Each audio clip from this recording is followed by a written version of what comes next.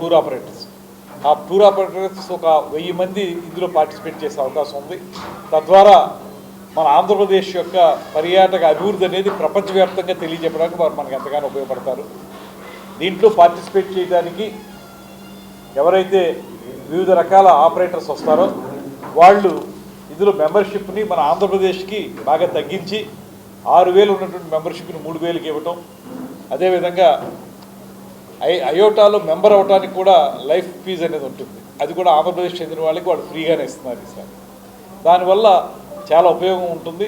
దీని ద్వారా ఆంధ్రప్రదేశ్లో ఉన్నటువంటి పర్యాటక రంగం తాలూకు వివరాలన్నీ కూడా ప్రపంచవ్యాప్తంగా తెలిసేలాగా.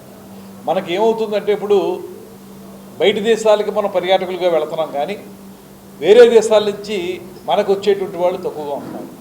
ఇవాళ దీనివల్ల ఎలాంటి సదస్సు జరగడం వల్ల వచ్చేటువంటి ఉపయోగం ఏంటంటే వేరే దేశాల నుంచి కూడా మన దేశానికి రావడానికి ఆంధ్రప్రదేశ్కి ఎందుకు రావాలి అనేటువంటి పాయింట్ వచ్చినప్పుడు వీళ్ళు మనకి అయోటా ద్వారా మనకు ఉపయోగపడేది ఏంటంటే ఆంధ్రప్రదేశ్లో ఇంత ప్రకృతి సౌందర్యం ఉంది, లేకపోతే ఇన్ని పిలిగ్రిమ్స్ ఏరియాలు ఉన్నాయి, పిలిగ్రిమేజ్కి ఉపయోగపడేటువంటి ఏరియాస్ ఉన్నాయి. అదేవిధంగా ఈ ప్రాంతంలో 1054 కిలోమీటర్ల పొడవునా కూడా సముద్ర తీరం ఉంది, వెల్నెస్ సెంటర్స్ ఉన్నాయి. ఇలాగా ఆంధ్రప్రదేశ్ ప్రభుత్వం కూడా ముఖ్యమంత్రి గారు ఉప ముఖ్యమంత్రి గారి యొక్క నేతృత్వంలో ఈ 2 సంవత్సరాలుగా సాధించిన విజయాలు కూడా చెప్పుకోదగ్గగా ఉన్నాయి. ప్రైవేట్ రంగంలో రమారమ ఒక 20,000 కోట్ల పైబడి మనం పెట్టుబడుల్ని ఆకర్షించగలిగాం. దానికి కారణం ముఖ్యమంత్రి గారు టూరిజం ప్రో రాష్ట్రంగా ఆంధ్రప్రదేశ్ని తయారు చేయటం. దానివల్ల ఈ సదస్సుకి చాలా విలువ ఉంది. ఈ విలువని కాపాడుకునే విధంగా మనం కార్యక్రమాన్ని నిర్వహిస్తున్నాం. మీ అందరికీ తెలిసి ఈ మధ్యనే మనకి అక్కడ ఆల్ ఇండియా లెవెల్లో GTM అని ఉంటుంది, గ్లోబల్ ట్రావెల్ మార్ట్ అనేటువంటిది. వాళ్ళు భారతదేశంలో ఉన్న అన్ని రాష్ట్రాలకి వాళ్ళు ఈ నిర్వహించి వాళ్ళు అంతిమంగా ఆంధ్రప్రదేశ్ని బెస్ట్ టూరిజం ప్రమోషన్ స్టేట్గా గుర్తించి అవార్డు ఇవ్వడం కూడా జరిగింది మనకి. దాని ద్వారా కార్యక్రమాలు మనం చేస్తున్నాం. దీంతో ఇందులో వచ్చేటువంటి వాళ్ళు పార్టిసిపేట్ చేసేవాళ్ళు ఎవరంటే ఇన్బౌండ్ టూర్ ఆపరేటర్స్, ఇక్కడ తీసుకొచ్చేటువంటి వాళ్ళు, డొమెస్టిక్ టూర్ ఆపరేటర్లు, అదేవిధంగా మైస్ సెంట్రల్ ఆపరేటర్లు, హోటల్ యజమానులు, ట్రావెల్ నిపుణులు, పర్యాటక రంగ పెట్టుబడిదారులు, మీడియా ప్రతినిధులు, ప్రభుత్వ ఉన్నతాధికారులతో కలిపి రమారమి 1000 కంటే ఎక్కువే ఇందులో పాల్గొనేదానికి అవకాశం ఉందనేటువంటిది అంచనా చేస్తున్నాం. ఈ కార్యక్రమానికి ఆంధ్రప్రదేశ్ మనం ఆతిథ్యం ఇవ్వడం అనేది మనకు లభించినటువంటి ప్రత్యేకమైనటువంటి, ప్రతి సంవత్సరం ఒక్కొక్క స్టేట్లో చేస్తారు. ఈ సంవత్సరం మనకు వారే ఎంచుకుని ఆంధ్రప్రదేశ్ని ఎంపిక చేసుకుని ఇక్కడ ఆర్గనైజ్ చేస్తున్నారు.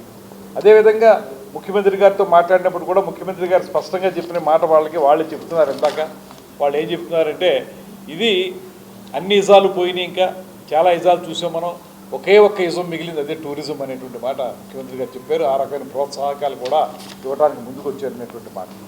అదేవిధంగా విశాఖపట్నంలోనే ఎందుకు పెడుతున్నాం అనేటువంటి మాట వచ్చినప్పుడు మీ అందరికీ తెలిసిందే, విశాఖపట్నం చాలా సుందరమైనటువంటి ప్రదేశం. అక్కడ ఉన్నటువంటి సముద్ర తీరం కానివ్వండి, అక్కడ ఉన్నటువంటి ఇతర పర్యాటక హంగులు కానివ్వండి, పక్కన అరకు వ్యాలీ, లంబసింగి ఇవన్నీ చూస్తే అదొక అద్భుతమైనటువంటి ప్రదేశంగా ఉంది. దాంతోపాటు ఈ మధ్యకాలంలో సెంట్రల్ గవర్నమెంట్ ఐడెంటిఫై చేసినటువంటి మన ప్రాంతాల్లో విశాఖపట్నాన్ని కూడా ప్రత్యేకంగా వాళ్ళు తీసుకోవడం జరిగింది. పూర్వోదయ స్కీమ్ కింద కూడా విశాఖపట్నం ప్రాంతాన్ని టేకప్ చేయడానికి కూడా ముందుకు వచ్చారు. దీనివల్ల మనకి ఇంకొక ముఖ్యమైనటువంటి అంశం, మనకు పర్యాటక రంగం అభివృద్ధి చెందితే ఆటోమేటిక్గా ఆర్థికపరమైన అభివృద్ధితో పాటు మరో ముఖ్యమైనది ఉపాధి కల్పన. ఇవాళ మనకి ఎక్కువ ఉద్యోగాల కల్పన చేసేటువంటి రంగాల్లో పర్యాటక రంగం ప్రధానమైన రంగం అనేటువంటి మాట మనం వింటూ ఉంటాం. ఈ సదస్సు వల్ల మరిన్ని కొత్త మంది వచ్చి ఇక్కడ పెట్టుబడులు పెట్టడానికి, కొత్త వారు వచ్చి పెట్టడానికి, తద్వారా ఇక్కడ పర్యాటక రంగం అభివృద్ధి చెందడం మాత్రమే కాకుండా ఉపాధి కల్పన కూడా జరగడానికి అవకాశం దొరుకుతుందనేటువంటి మాటని స్పష్టంగా ఇందులో మనం అనుకుంటున్నాం. ఇంతకుముందే చెప్పినట్టుగా రిజిస్ట్రేషన్ ఫీజును కూడా 50% తగ్గించారు.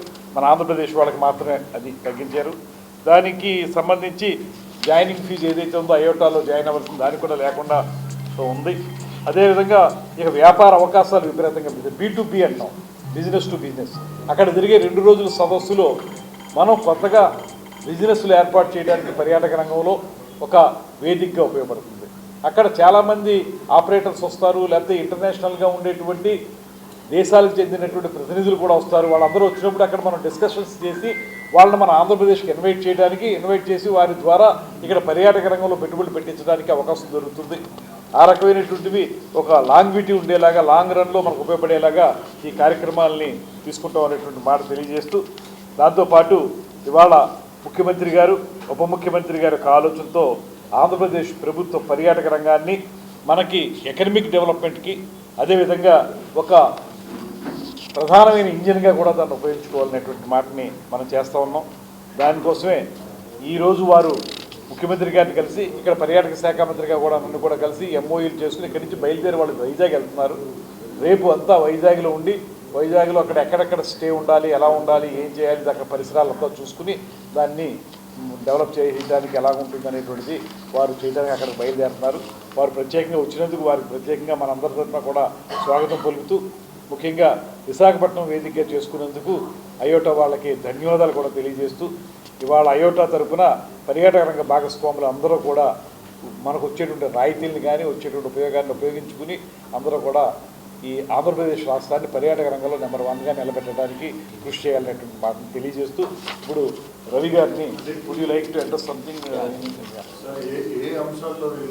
Shri Chandrababu Naidu ji and Honorable Tourism Minister Shri Kandula Durgesh ji for your warm welcome to IATO in Andhra Pradesh.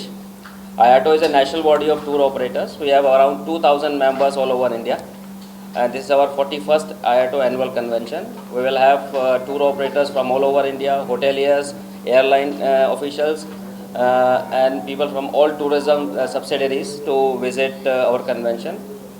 And after this convention, we will bring 200 to 300 people in different parts of Andhra Pradesh to showcase the product. Whether it's Araku Valley or Rajamundry, also we'll have one tour, Rajamundry and Vijayawada. So we want to show new products of Andhra Pradesh to our members so that they can promote it all overseas. So most of our members, like 80% of the foreign tourists who comes to India, comes through our members. And we want that Andhra Pradesh should prosper in terms of foreign tourists. So and we are very happy with the current government of promoting beaches in like Chirala Beach or Sri Lanka. I think this is all very important for country as well. And also like Buddhist tourism has a lots of scope in Andhra Pradesh, but it's not very well known outside India. So we, together with the Andhra Pradesh government, our members will promote tourist site of Buddhist like Gandikota and all. And I hope in future we will have more and more foreign tourists coming to India. Wherever we go with this convention, there is 15 to 20% increase in foreign tourist arrivals. And we work very closely with the Andhra Pradesh government, and I would like to thank tourism department also. They are very progressive for last 2 years promoting Andhra in many international trade fairs. Special Chief Secretary Ajay Jain and Mr. Honorable Minister Kandula ji always be there for promoting Andhra Pradesh from heart.